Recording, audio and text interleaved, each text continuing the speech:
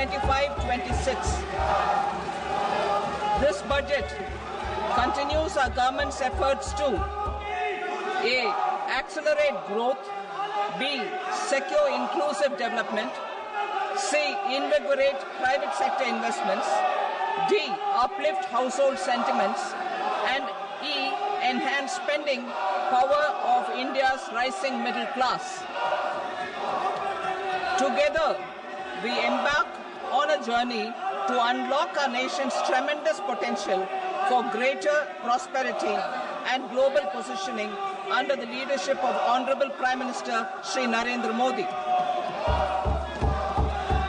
As we complete the first quarter of the 21st century, continuing geopolitical headwinds suggest lower global economic growth over the medium term. However, our aspiration for a Vikasit Bharat inspires us, and the transformative work we have done during our government's first 2 terms guides us to march forward resolutely. Our economy is the fastest growing among all major economies. Our development track record for the past 10 years and structural reforms have drawn global attention. Confidence in India's capability and potential has only grown in this period. We see the next 5 years as a unique opportunity to realize Sabka Vikas, stimulating balanced growth of all regions. The great Telugu poet and playwright Gurujada Apparao had said, "Deshamante matti kadoy, deshamante manushuloy," meaning a country is not just its soil, a country is its people. In line with this, for us, Vikasit Bharat encompasses zero poverty, 100% quality good school education, access to high quality, affordable and comprehensive health care, 100% skilled labor with meaningful employment, 70% women in economic activities, and farmers making our country the food basket of the world. In this budget, the proposed development measures span 10 broad areas, focusing on Garib, Youth, Annadata, and Nari, spurring agricultural growth and productivity, building rural prosperity and resilience, taking everyone together on an inclusive growth path, boosting manufacturing and furthering Make in India, supporting MSMEs, enabling employment-led development, investing in people, economy, and innovation, securing energy supplies, promoting exports, and nurturing innovation. For this journey of development, our 4 powerful engines are agriculture, MSME, investments, and exports. The fuel, our reforms, our guiding spirit, inclusivity, and the destination, Vikasit Bharat. This budget aims to initiate transformative reforms across 6 domains. During the first 5 years, these will augment our growth potential and global competitiveness. The domains are taxation, power sector, urban development, mining, financial sector, and regulatory reforms. Agriculture as the first engine. Now I move to specific proposals, beginning with agriculture as the first engine.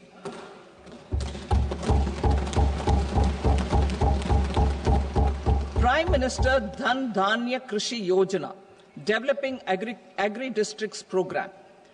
Motivated by the success of the aspirational district program, our government will undertake a Prime Minister Dhan Dhanya Krishi Yojana in partnership with states.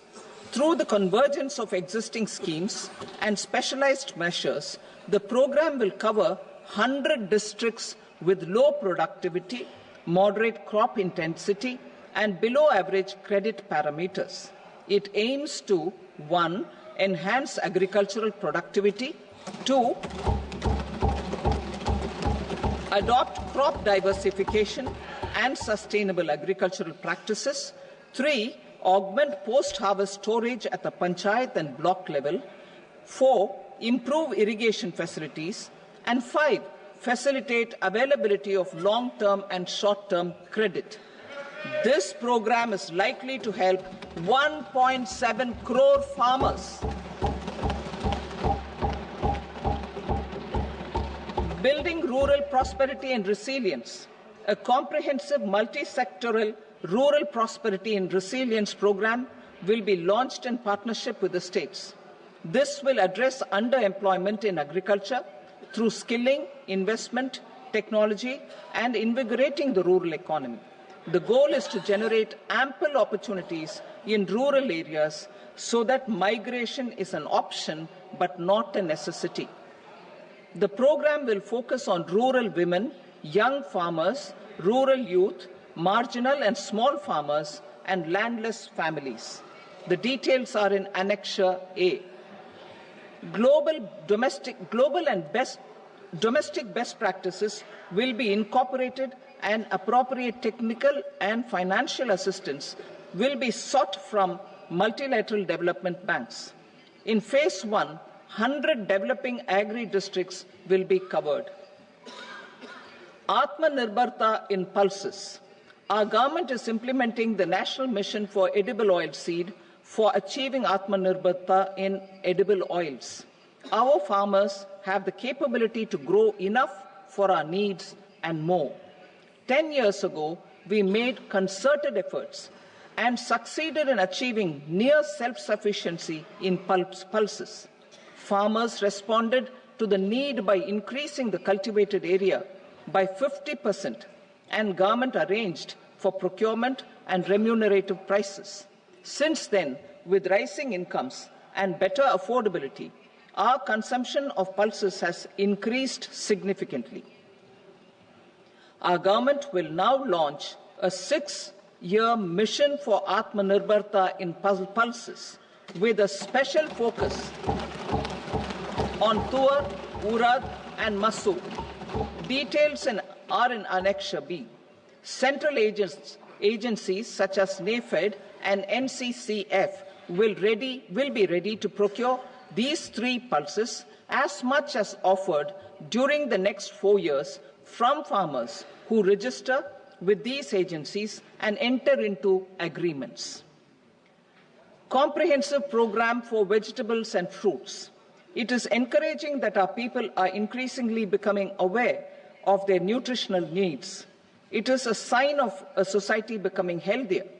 With rising income levels, the consumption of vegetables, fruits, and Sri Anna is increasing significantly. A comprehensive program to promote production, efficient supplies, processing, and remunerative prices for farmers will be launched in partnership with the states.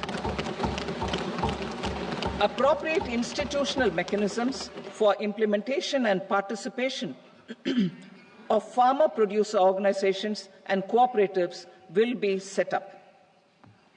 Makhana board in Bihar. For this, there is a special opportunity for the people of Bihar. A Makhana board will be established in the state to improve production, processing, value addition, and marketing of Makhana.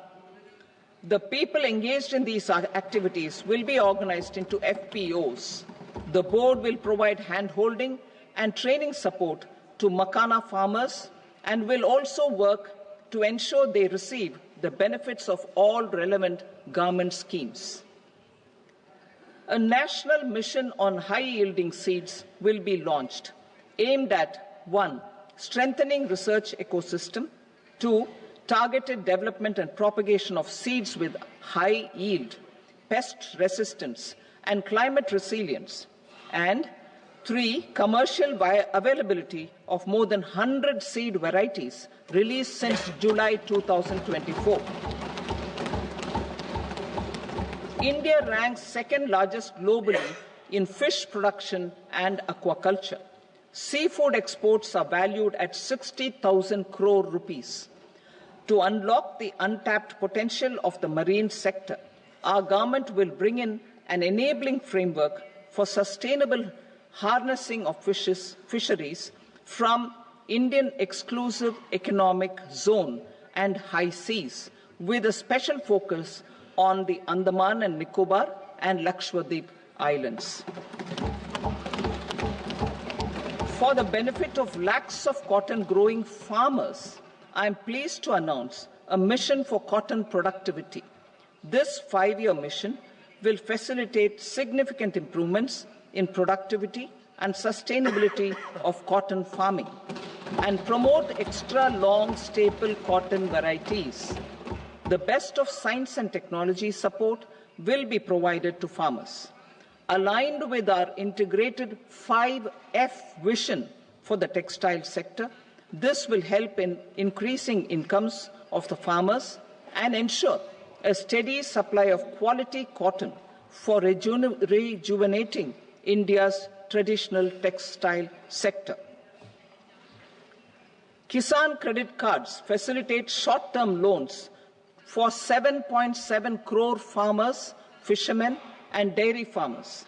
The loan limit under modified interest subvention scheme will be enhanced from 3 lakh rupees to 5 lakh rupees for loans taken through the KCC. For Atmanirbharta in urea production, our government had reopened 3 dormant urea plants in the eastern region. To further augment urea supply, a plant with annual capacity of 12.7 lakh metric tons will be set up at Namrup in Assam.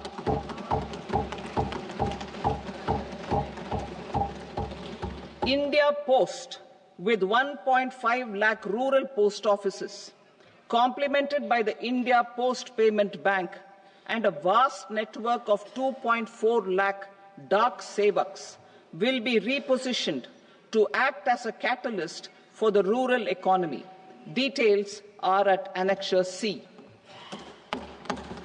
India Post will also be transformed as a large public logistics organization.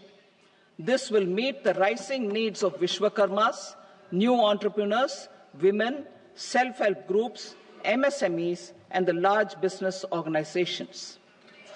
Our government will provide support to NCDC for its lending operations for the cooperative sector. MSMEs as the second engine.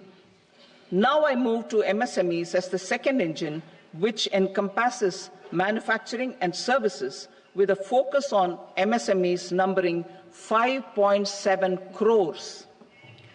Currently, over 1 crore registered MSMEs, employing 7.5 crore people and generating 36% of our manufacturing, have come together to position India as a global manufacturing hub.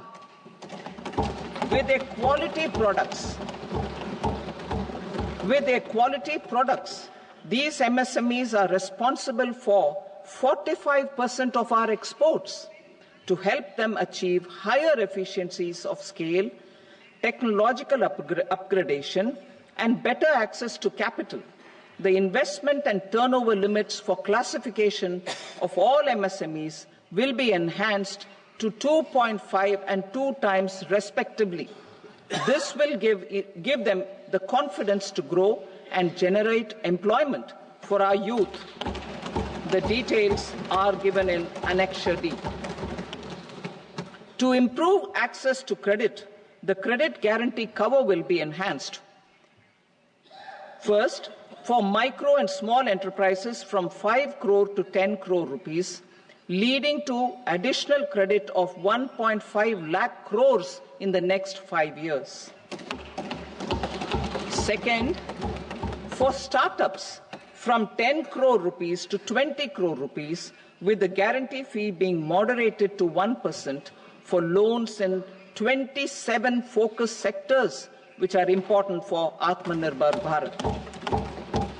And for well-run exporter MSMEs, for term loans up to 20 crore rupees.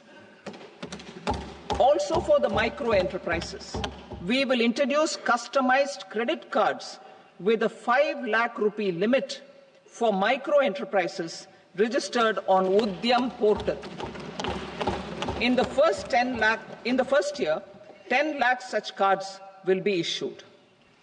Fund of funds for startups. The alternate investment fund, AIFs, for startups have received commitments of more than 91,000 crores rupees.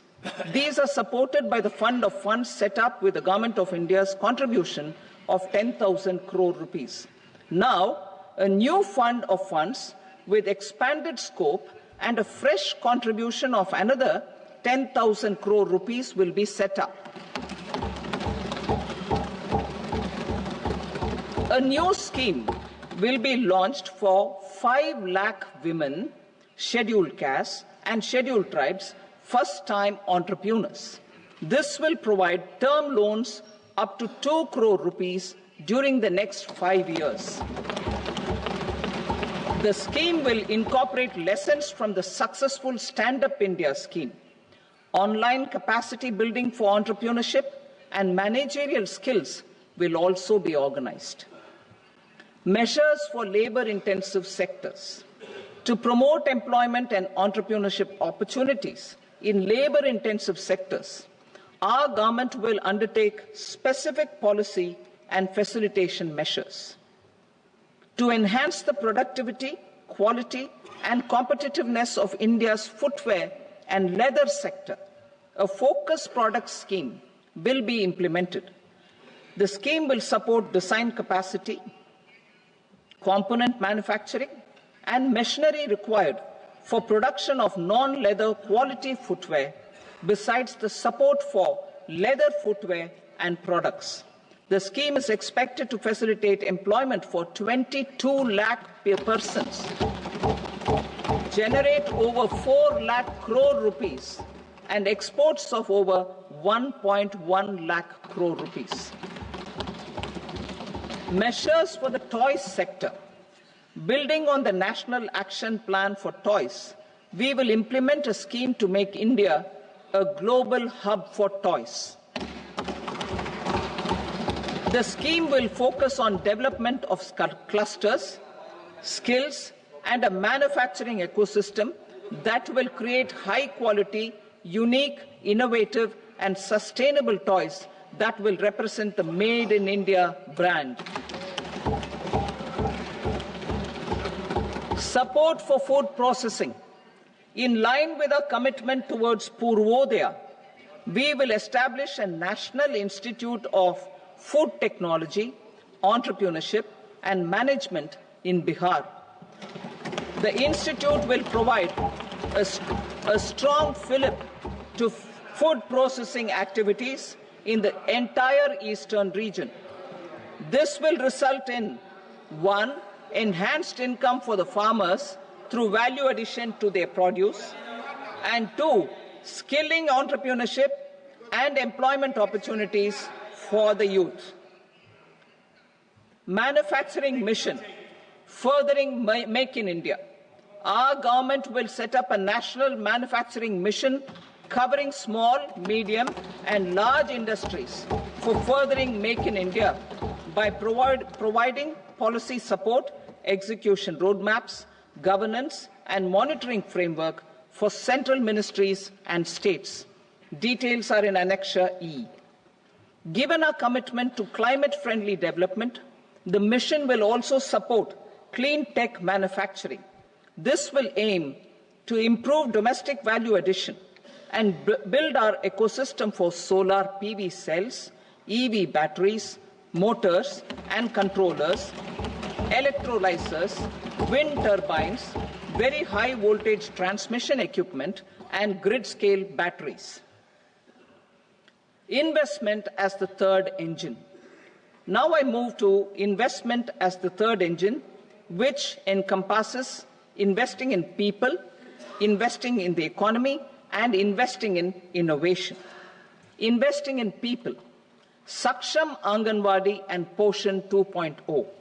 Saksham Anganwadi and Poshan 2.0 program provides nutritional support to more than 8 crore children. 1 crore pregnant women and lactating mothers all over the country, and about 20 lakh adolescent girls in aspirational districts and the Northeast region. The cost norms for these nutritional support will be enhanced appropriately. Atal Tinkering Labs. 50,000 Atal Tinkering Labs will be set up in government schools in the next 5 years to cultivate the spirit of curiosity and innovation and foster a scientific temper among young minds. Broadband connectivity to government secondary schools and PHCs.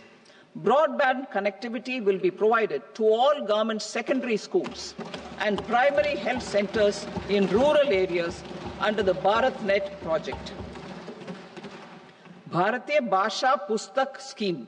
We propose to implement a Bharatiya Bhasha Pustak scheme to provide digital form Indian language books for schools and for higher education. This aims to help students understand their subjects better and in their language. National Centers of Excellence for Skilling. Building on the initiative announced in the July 24 budget, 5 national centers of excellence for skilling will be set up with global expertise and partnerships to equip our youth with the skills required for Make for India, Make for the World manufacturing. The partnership will cover curriculum design, training of trainers, and a skills certification framework and periodic reviews.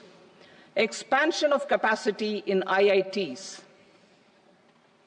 Total number of students in 23 IITs has increased 100% from 65,000 to 1.35 lakh in the past 10 years.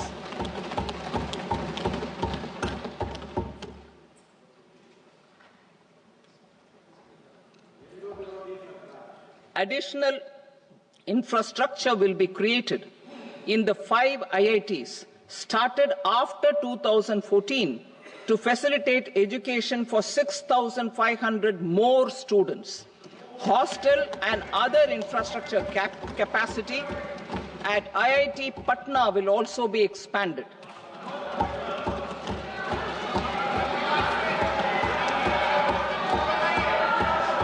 Center of Excellence.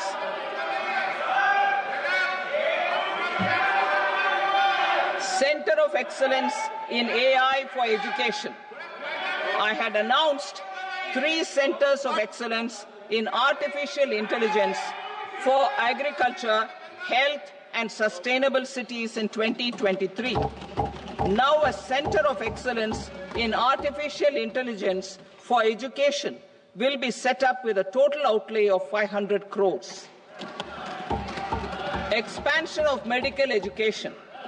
Our government has added almost 1.1 lakh undergraduate and postgraduate medical education seats in 10 years, an increase of 130%. In the next year, 10,000 additional seats will be added in medical colleges and hospitals towards the goal of adding 75,000 seats in the next 5 years. Daycare cancer centers in all district hospitals. Our government will facilitate setting up of daycare cancer centers in all district hospitals in the next 3 years. 200 centers will be established in 25-26 itself. Strengthening urban livelihoods. Our government has been giving priority to assisting urban poor and vulnerable groups. A scheme for socio-economic upliftment of urban workers will be implemented to help them improve their incomes, have sustainable livelihoods, and a better quality of life. PM Swanidhi scheme has benefited more than 68 lakh street vendors, giving them respite from high-interest informal sector loans. Building on this success, the scheme will be revamped with enhanced loans from banks, UPI-linked credit cards with 30,000 rupees limit, and capacity building support. Social Security scheme for welfare of online platform workers. Gig workers of online platforms provide great dynamism to the new age services economy. Recognizing their contribution, our government will arrange for their identity cards and registration on the e-Shram portal. They will be provided health care under PM Jan Arogya Yojana. This measure is likely to assist nearly 1 crore gig workers.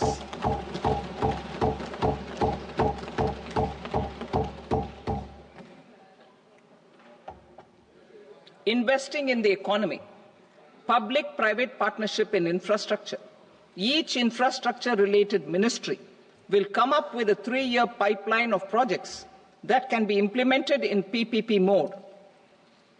States will also be encouraged to do so and can seek support from the India Infrastructure Project Development Fund, which is a scheme to prepare PPP proposals. Support to states for infrastructure. An outlay of 1.5 lakh crore is proposed for the 50-year interest-free loans to states for capital expenditure and incentives for reforms. Building on the success of the first asset monetization plan announced in 2021, the second plan for 2025 to 30 will be launched to plow back capital of 10 lakh crore in new projects. Regulatory and fiscal measures will be fine-tuned to support the plan. Jal Jeevan Mission. Since 2019, 15 crore households representing 80% of India's rural population have been provided access to portable tap water connections.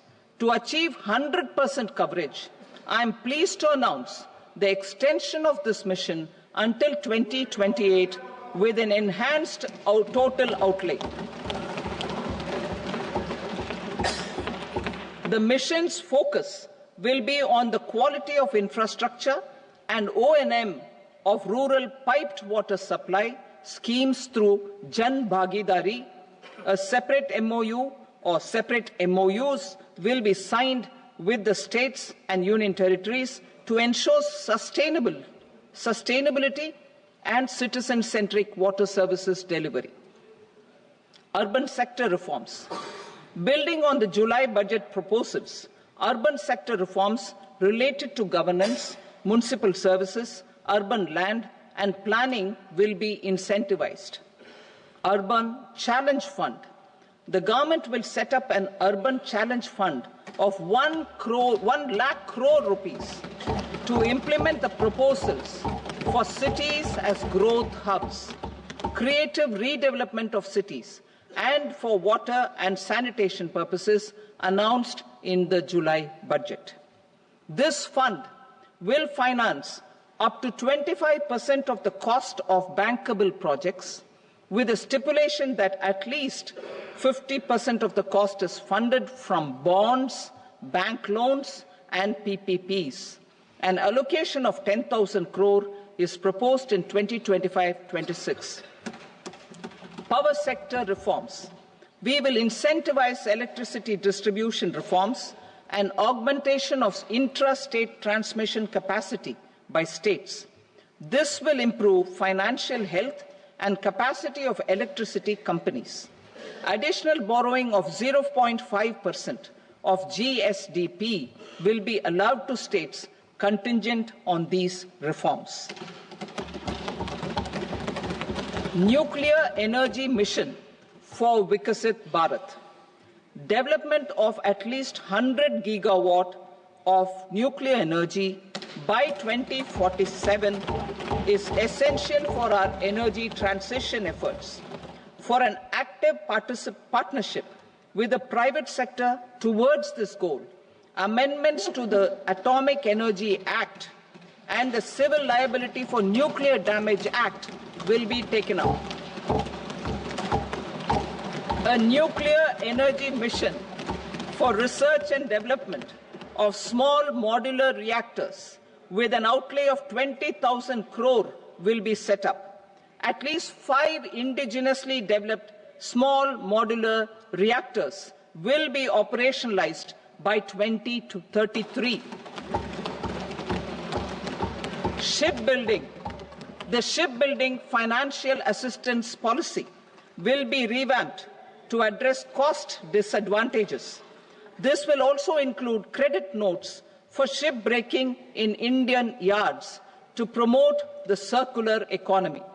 Large ships above a specified size will be included in the infrastructure harmonized master list. Shipbuilding clusters will be facilitated to increase the range, categories and capacity of ships. This will include additional infrastructure, facilities, skilling and technology to develop the entire ecosystem. Maritime Development Fund. For long-term financing for the maritime industry, a Maritime Development Fund with a corpus of 25,000 crore rupees will be set up. This will be for distributed support and promoting competition. This will have up to 49% contribution by the government, and the balance will be mobilized from ports and from private sector. UDAN regional connectivity schemes. UDAN has enabled 1.5 crore middle-class people to meet their aspirations for speedier travel. The scheme has connected 88 airports, and operationalized 619 routes. Inspired by that success, a modified UDAN scheme will be launched to enhance regional connectivity to 120 new destinations and carry 4 crore passengers in the next 10 years. 4 crore additional passengers in the next 10 years. The scheme will also support helipads and smaller airports in hilly, aspirational and northeast regional districts. Greenfield airports will be facilitated in Bihar to meet the future needs of the state. These will be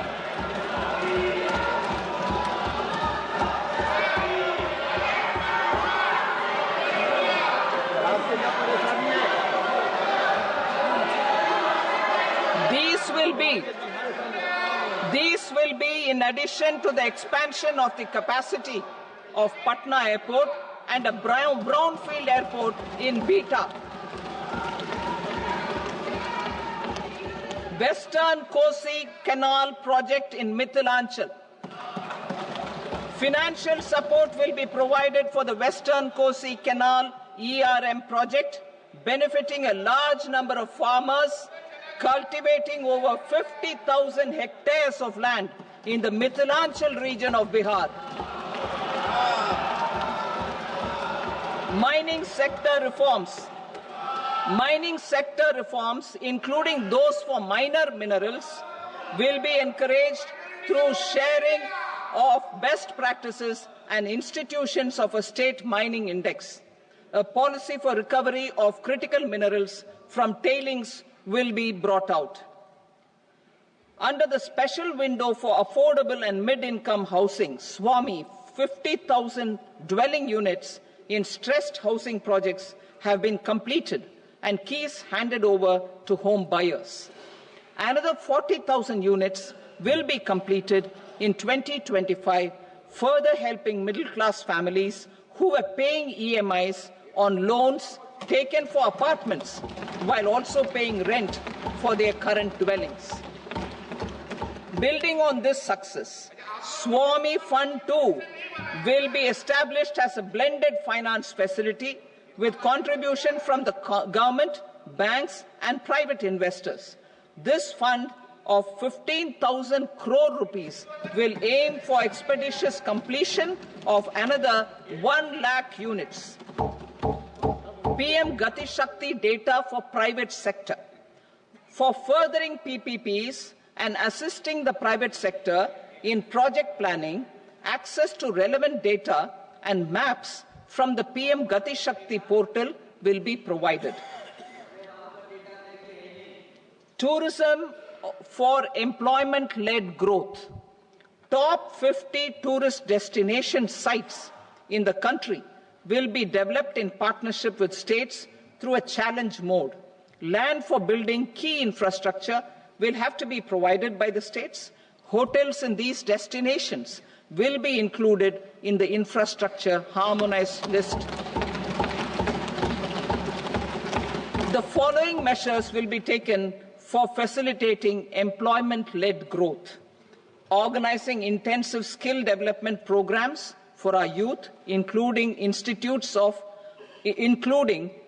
institutes of hospitality management. Providing mudra loans for homestays. Improving ease of travel and connectivity to tourist destinations. Providing performance-linked incentives to states for effective destination management, including tourist amenities, cleanliness, and marketing efforts. And introducing streamlined e-visa facilities along with visa fee waivers for certain tourist groups. Continuing with the emphasis on places of spiritual and religious significance in the July budget, there will be a special focus on destinations related to the life and times of Lord Buddha. Medical tourism and heal in India. Medical tourism and heal in India will be promoted in partnership with the private sector along with capacity building and easier visa norms. Investing in innovation. To implement private sector-driven research, development and innovation initiatives announced in the July budget, I am now allocating 20,000 crore rupees for this purpose. A deep tech fund of funds will also be explored to catalyze the next generation startups as a part of this initiative. In the next 5 years, under the PM Research Fellowship Scheme, we will provide 10,000 fellowships for technological research in IITs and IISc with enhanced financial support. The second gene bank with 10 lakh germplasm lines will be set up for future food and nutritional security. This will provide conservation support to both public and private sectors for genetic resources. We will start a national geospatial mission to develop foundational geospatial infrastructure and data. Using PM Gati Shakti, this mission will facilitate modernization of land records, urban planning, and design of infrastructure projects. A Gyan Bharatam mission for survey, documentation, and conservation of our manuscript heritage with academic institutions, museums, libraries, and private collectors will be undertaken to cover more than 1 crore manuscripts. We will set up a national digital repository of Indian knowledge systems for knowledge sharing. Now I move to exports as the fourth engine. We will set up an export promotion mission with sectoral and ministerial targets driven jointly by the Ministries of Commerce, MSME, and Finance. It will facilitate easy access to export credit, cross-border factoring support, support to MSMEs to tackle non-tariff measures in overseas markets. A digital public infrastructure, Bharat Trade Net, for international trade will be set up as a unified platform for trade documentation and financing solutions. This will complement the Unified Logistics Interface platform. The BTN will be aligned with international practices. Support will be provided to develop domestic manufacturing capacities for our economy's integration with global supply chains. Sectors will be identified based on objective criteria. Facilitation groups with participation of senior officers and industry representatives will be formed for select products and supply chains. Through this, there are huge opportunities related to Industry 4.0, which needs high skills and talent. Our youth have both. Our government will support the domestic electronic equipment industry to leverage this opportunity for the benefit of our youth.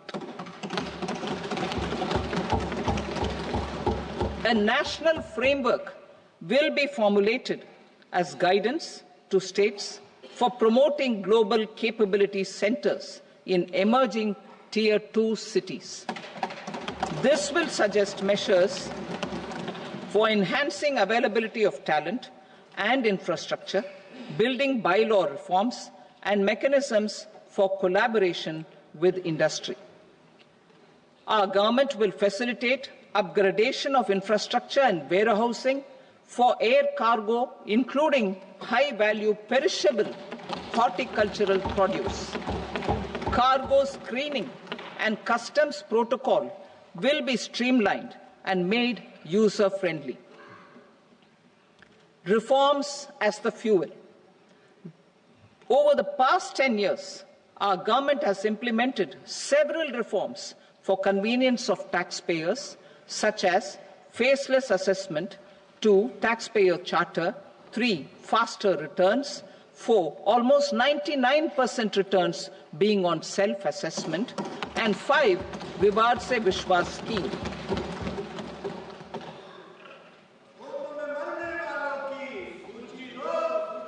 Continuing these efforts, I reaffirm the commitment of the Tax Department to trust first, scrutinize later. I also propose to introduce the new income tax bill next week. I will detail the indirect tax reforms and changes in direct taxes in Part B. Financial sector reforms. The FDI limit for the insurance sector will be raised from 74 to 100%. This enhanced limit will be available for those companies which invest the entire premium in India. The current guardrails and conditionalities associated with foreign investment will be reviewed and simplified. The services of India Post Payment Bank will be deepened and expanded in rural areas. NABFID will set up a partial credit enhancement facility for corporate bonds for infrastructure. Public sector banks will develop Grameen Credit Score Framework to serve the credit needs of SHG members and people in rural areas. A forum for regulatory coordination and development of pension products will be set up. To implement the earlier announcement on simplifying the KYC processes, the revamped Central KYC Registry will be rolled out in 2025. We will also implement a streamlined system for periodic updating. Requirements and procedures for speedy approval of company mergers will be rationalized. The scope for fast-track mergers will also be widened and the process made simpler. As proposed in the interim budget, we signed bilateral investment treaties with 2 countries in 2024 to encourage sustained foreign investment, and in the spirit of First Develop India, the current model BIT will be revamped and made more investor-friendly. In the last 10 years, in several aspects, including financial and non-financial, our government has demonstrated a steadfast commitment to ease of doing business.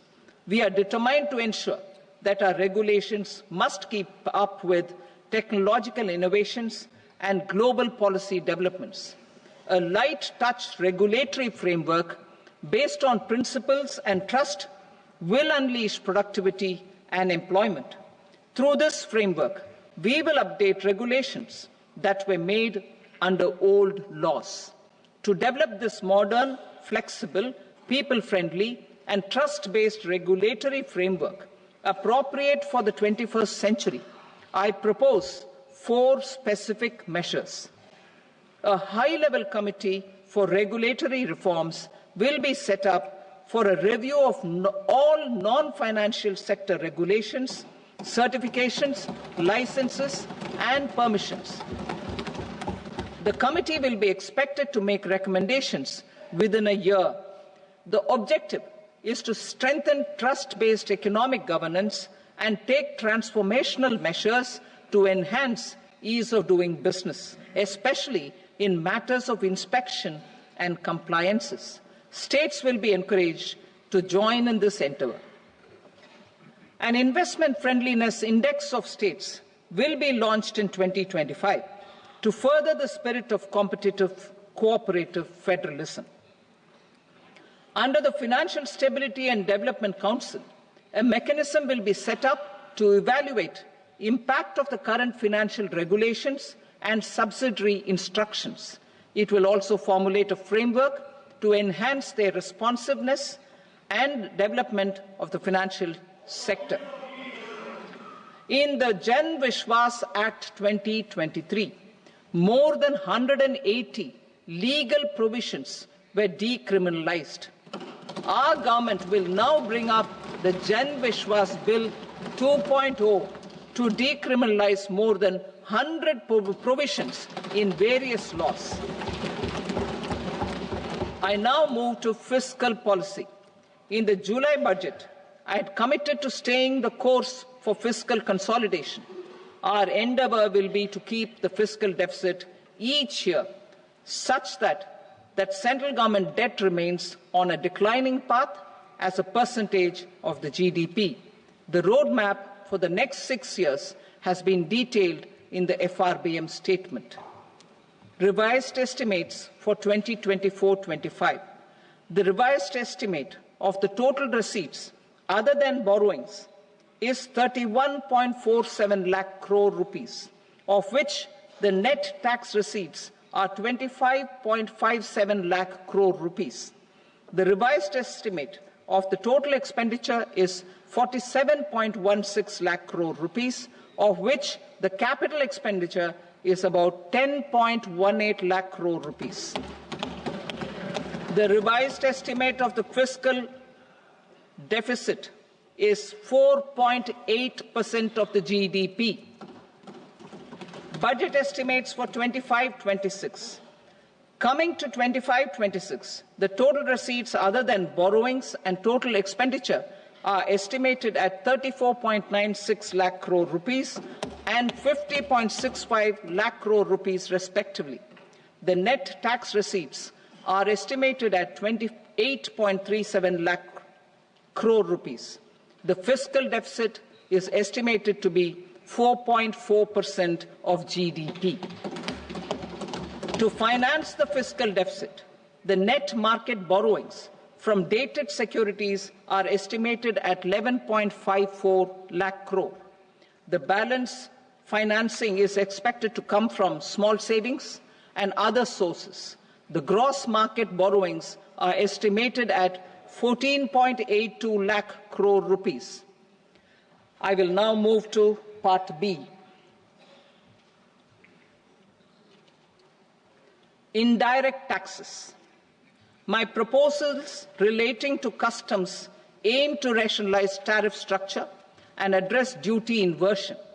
These will also support domestic manufacturing and value addition, promote exports, facilitate trade, and provide relief to common people. Rationalization of customs tariff structure for industrial goods. As a part of comprehensive review of customs rate structure announced in July 2024 budget, I propose to 1. Remove 7 tariff rates. This is over and above the 7 tariff rates removed in 23-24 budget. After this, there will be only 8 remaining tariff rates, including 0 rate. 2. Apply appropriate cess to broadly maintain effective duty incidence except on a few items where such incidents will reduce marginally. 3. Levy not more than one cess or surcharge. Therefore, I propose to exempt social welfare surcharge on 82 tariff lines that are subject to a cess. I shall now take up sector-specific proposals. To provide relief to patients, particularly those suffering from cancer, rare diseases, and other severe chronic diseases, I propose to add 36 life-saving drugs and medicines to the list of medicines fully exempted from basic custom duty.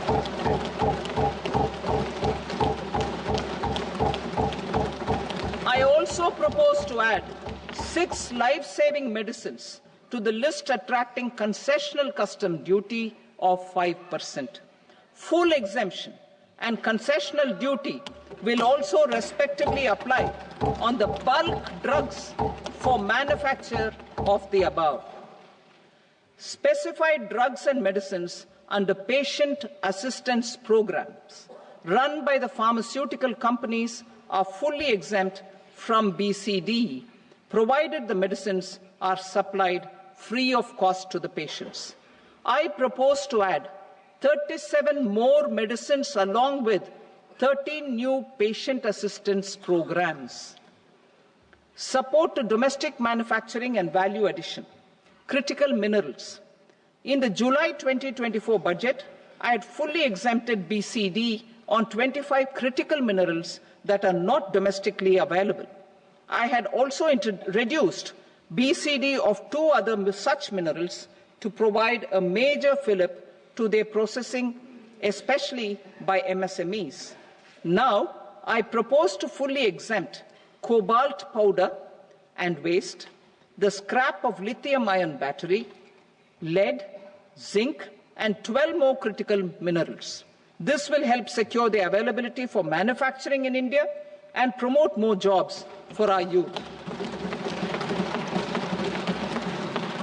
To promote domestic production of technical textile products such as agro-textiles, medical textiles, and geotextiles at competitive prices, I propose to add 2 more types of shuttle-less looms to the list of fully exempted textile machinery. I also propose to revise the BCD rate on knitted fabrics covered by 9 tariff lines from 10 or 20 to 20% or 115 rupees per kg, whichever is higher. Electronic goods. In line with our Make in India policy and to rectify inverted duty structure, I propose to increase the BCD on interactive flat panel display from 10% to 20% and reduce the BCD to 5% on open cell and other components. In 23-24 budget, for the manufacture of open cells of LCD, LED TVs, I had reduced the BCD on parts of open cells from 5% to 2.5%. To further boost the manufacture of such open cells, the BCD on these parts will now stand exempted. Lithium-ion battery. To the list of exempted capital goods, I propose to add 35 additional capital goods for EV battery manufacturing and 28 additional capital goods for mobile phone battery manufacturing. This will boost domestic manufacture of lithium-ion batteries, both for mobile phones and for electric vehicles. Shipping sector. Considering that shipbuilding has a long gestation period, I propose to continue the exemption of BCD on raw materials, components, consumables, or parts for the manufacture of ships for another 10 years.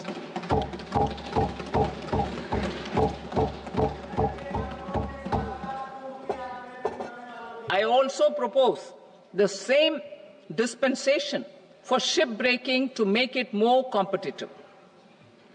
Telecommunication. To prevent classification disputes, I propose to reduce the BCD from 20% to 10% on carrier-grade Ethernet switches to make it at par with non-carrier-grade Ethernet switches. Export promotion. To facilitate exports of handicrafts, I propose to extend the time period for export from 6 months to 1 year, further extendable by another 3 months if required. I also propose to add 9 items to the list of duty-free inputs. Leather sector. I propose to fully exempt BCD on wet blue leather to facilitate imports for domestic value addition and employment. I also propose to exempt crust leather from 20% export duty to facilitate exports by small tanners. Marine products. To enhance India's competitiveness in the global seafood market, I propose to reduce BCD from 30% to 5% on frozen fish paste, surimi, for manufacture and export of its analog products. I also propose to reduce BCD from 15% to 5% on fish hydrolysates for manufacture of fish and shrimp feed. In July 2024 budget, to promote development of domestic MROs for aircraft and ships, I had extended the time limit for export of foreign origin goods that were imported for repairs from 6 months to 1 year and further extendable by 1 year. I now propose to extend the same dispensation for railway goods. Time limit for provisional assessment. Presently, the Customs Act 1962 does not provide any time limit to finalize provisional assessments, leading to uncertainty and cost to trade. As a measure of promoting ease of doing business, I propose to fix a time limit of 2 years, extendable by a year, for finalizing the provisional assessment. I propose to introduce a new provision that will enable importers or exporters, after clearance of goods, to voluntarily declare material facts and pay duty with interest but without penalty. This will incentivize voluntary compliance. However, this will not apply in cases where department has already initiated audit or investigation proceedings. For industry to better plan their imports, I propose to extend the time limit for the end use of imported inputs in the relevant rules from 6 months to 1 year. This will provide operational flexibility in view of cost and uncertainty of supply. Further, such importers will now have to file only quarterly statements instead of a monthly statement.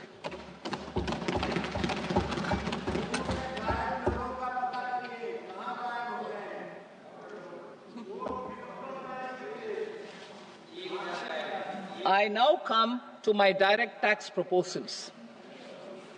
In Part A, I have briefly underlined taxation reforms as one of key reforms to realize our vision of Vikasit Bharat. In respect of criminal law, our government had earlier ushered in Bharatiya Nyaya Sanhita, replacing Bharatiya Danda Sanhita. I am happy to inform this august House and the country that for new income tax bill will carry forward the same spirit of Nyaya in its drafting as well. The new bill will be clear and direct in text, with close to half of the present law in terms of both chapters and words. It will be simple to understand for taxpayers and tax administrators, leading to tax certainty and reduced litigation. Reforms, however, are not a destination. They are means to achieve good governance for our people and economy. Providing good governance primarily involves being responsive. The Tirukural captures this in verse 542, which reads, "Vaanokki vaazhum ulagallam, mannavan kol nokki vaazhum kudi," meaning, just as the living beings live expecting rains, Citizens live expecting good governance. Our government is committed to keeping an ear to the ground and a finger on the pulse and responding while balancing our national building efforts.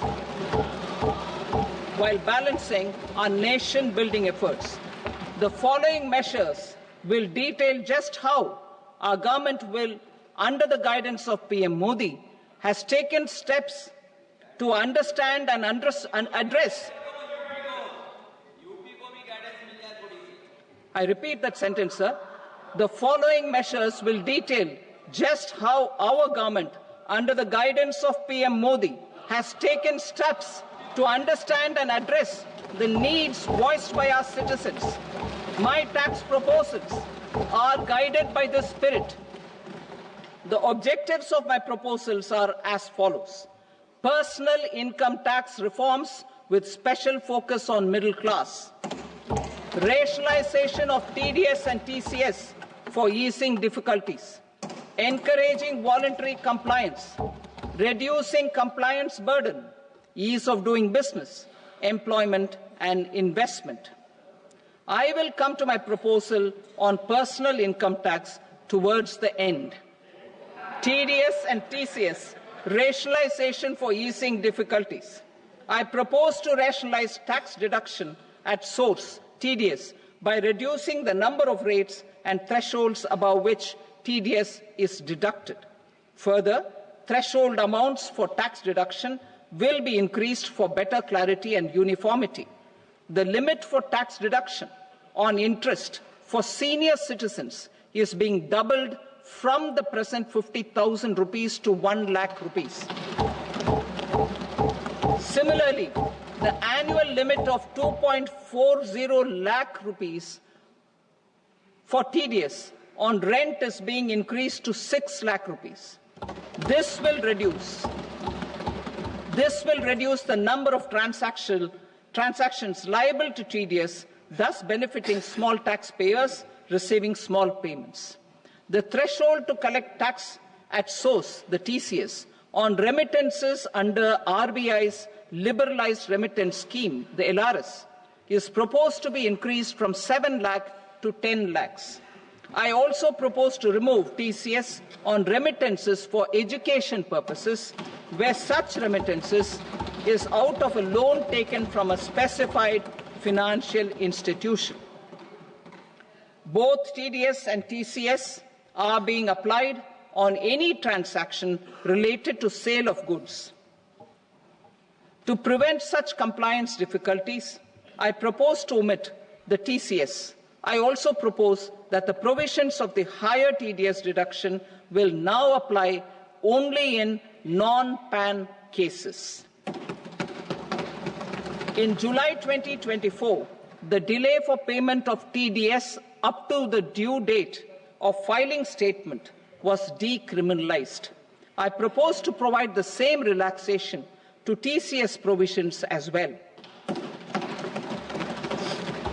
The government under the leadership of Prime Minister Modi believes in Sabka Saath, Sabka Vikas, Sabka Vishwas and Sabka Prayas. In line with this, we brought in updated return facility in 2022 for voluntary compliance by taxpayers who had omitted to report their correct income. Our trust in taxpayers was proved right. Nearly 90 lakh taxpayers voluntarily updated their incomes by paying additional tax. Taking this trust further, I now propose to extend the time limit to file updated returns for any assessment year from the current limit of 2 years to 4 years.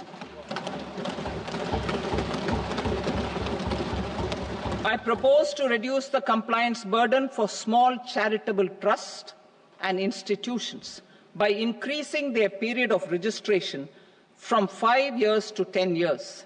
It is also proposed that disproportionate consequences do not arise for minor defaults such as incomplete applications filed by charitable entities. Presently, taxpayers can claim the annual value of self-occupied properties as nil only on the fulfillment of certain conditions. Considering the difficulties faced by taxpayers, it is proposed to allow the benefit of 2 such self-occupied properties without any condition.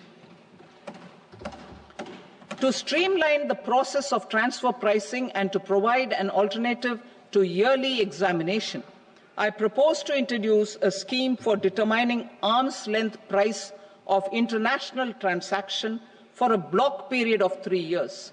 This will be in line with global best practices. With a view to reduce litigation and provide certainty in international taxation, the scope of safe harbor rules is being expanded. A number of senior and very senior citizens have very old national savings schemes accounts.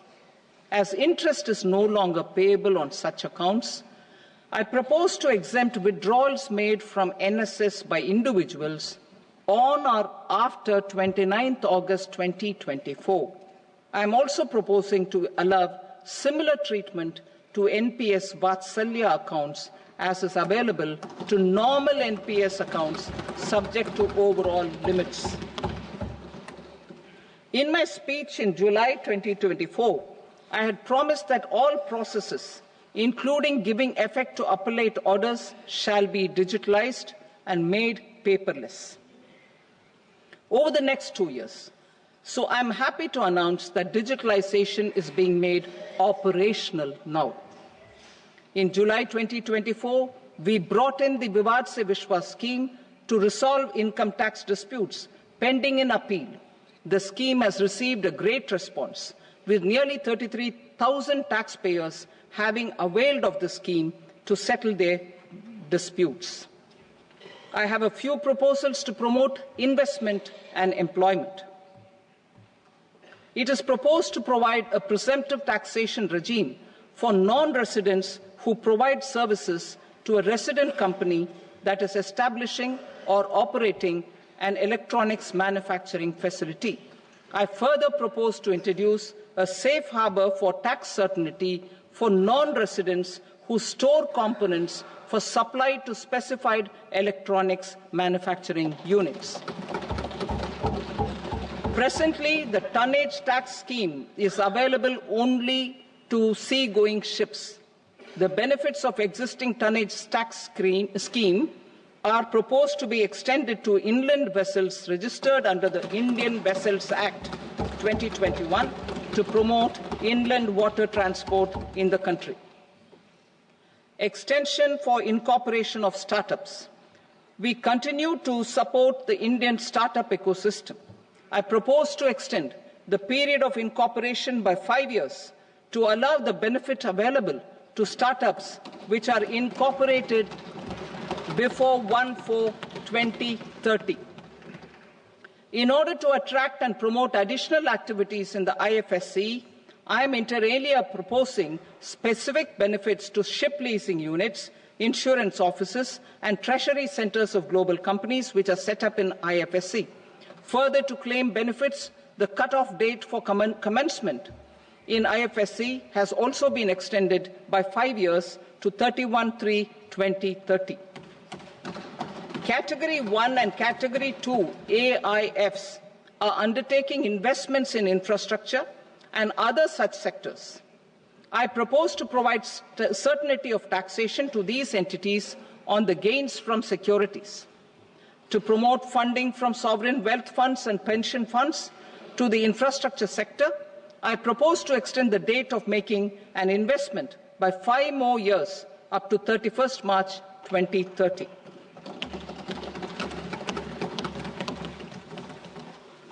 Personal income tax reforms with special focus on middle class. Democracy, demography, and demand are the key support pillars in our journey towards Vikasit Bharat. The middle class provides strength for India's growth.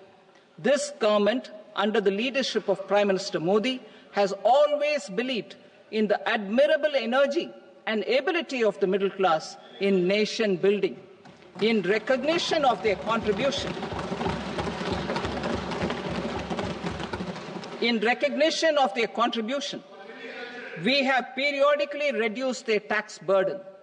Right after 2014, the nil tax slab was raised to 2.5 lakhs of rupees, which was further raised to 5 lakh rupees in 2019 and to 7 lakh rupees in 2023.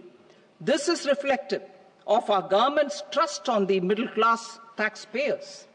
I am now happy to announce that there will be no income tax payable up to income of 12 lakh rupees.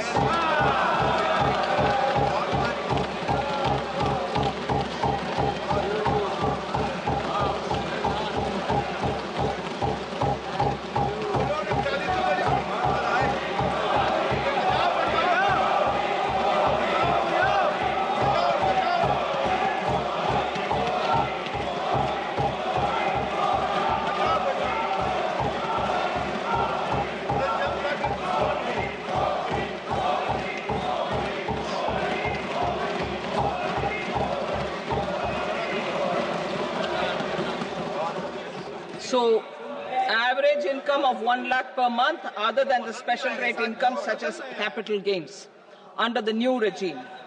This limit will be 12.75 lakh for salaried taxpayers due to the standard deduction of 75,000.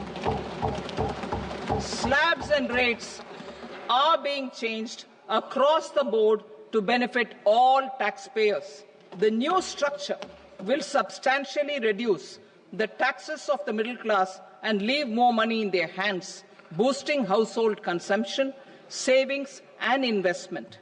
In the new tax regime, I propose to revise tax rate structures as follows: 0 to 4 lakh rupees nil, 4.8 lakh rupees to 4 to 8 lakh rupees 5%, 8 to 12 lakh rupees 10%, 12 to 16 lakh rupees 15%, 16 to 20 lakh rupees 20%, 20 to 24 lakh rupees 25%, and above 24 lakh rupees 30%. To taxpayers up to 12 lakh of normal income other than special rate income such as capital gains. I read that again. To taxpayers up to 12 lakh of income other than special rate income such as capital gains, tax rebate is being provided in addition to the benefit due to slab rate reduction in such a manner that there is no tax payable by them. The total tax benefit of slab rate changes and rebate at different income levels can be illustrated with a few examples. A taxpayer in the new regime with an income of 12 lakh rupees will get a benefit of 80,000 rupees in tax, which is 100% of tax payable as per the existing rates.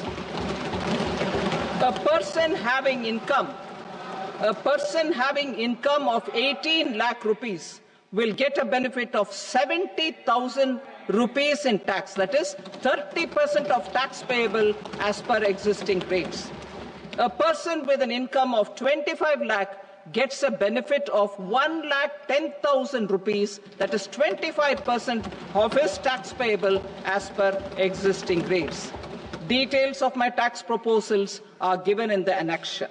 As a result of these proposals, Honourable Speaker, sir, revenue of about 1 lakh crore in direct taxes and 2,600 crores in indirect taxes will be foregone. Mr. Speaker, sir, with this, I commend the budget to this august House.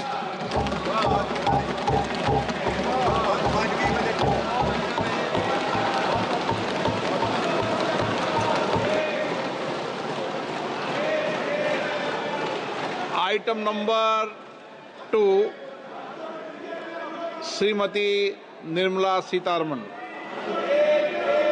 Sir, with your permission, I rise to lay on the table the following statements under Section 3(1) of the Fiscal Responsibility and Budget Management Act 2003, medium-term fiscal policy cum fiscal policy strategy statement and my macroeconomic framework statement.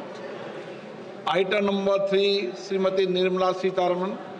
Sir, with your permission, I rise to move for leave to introduce the Finance Bill 2025.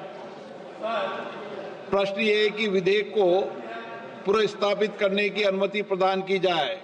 जो सदस्य इसके पक्ष में हाँ गए, जो सदस्य विरोध में ना गए, मेरे विचार में निर्णय हाँ वालों के पक्ष में हुआ। हाँ वालों के पक्ष में अनुमति प्रदान की जाती है। माननीय मंत्री जी, अब विधेयक को पुनर्स्थापित करें। Sir, I introduce the bill. Thank you. सभा की कार्रवाई सोमवार दिनांक 3 फरवरी 2025 को प्राप्त 11 बजे तक के लिए स्थगित की जाती है।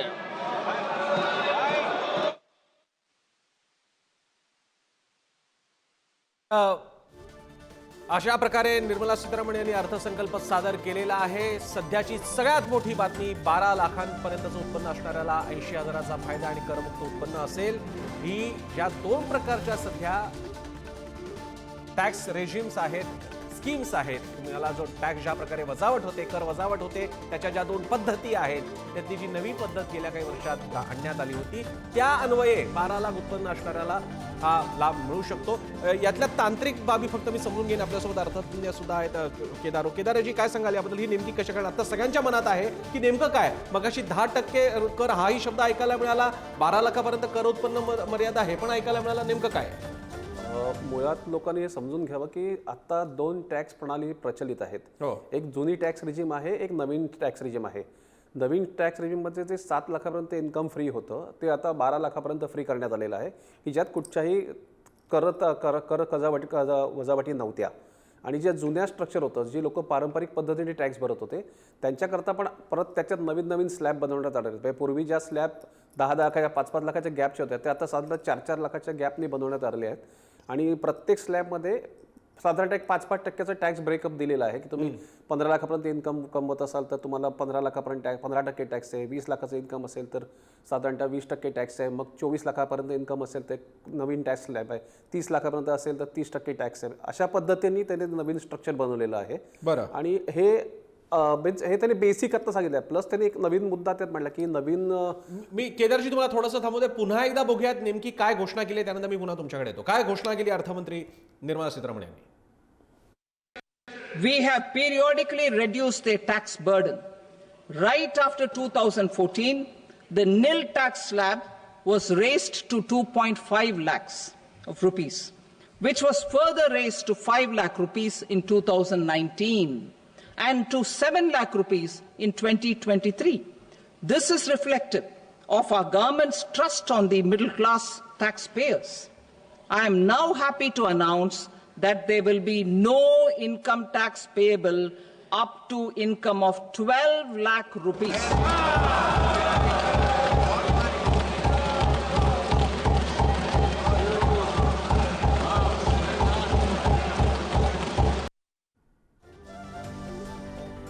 12 लाखांपर्यंतचं उत्पन्न करमुक्त असणार आहे। 12 लाखापर्यंतचं उत्पन्न करमुक्त असणार आहे। अतिशय जुनी मागणी या निमित्तानं काही प्रमाणात पूर्ण होताना बघायला मिळते। मोदी सरकारची नोकरदारांसाठी सर्वात मोठी घोषणा, नोकरदारांना 12 लाखांपर्यंत उत्पन्न कर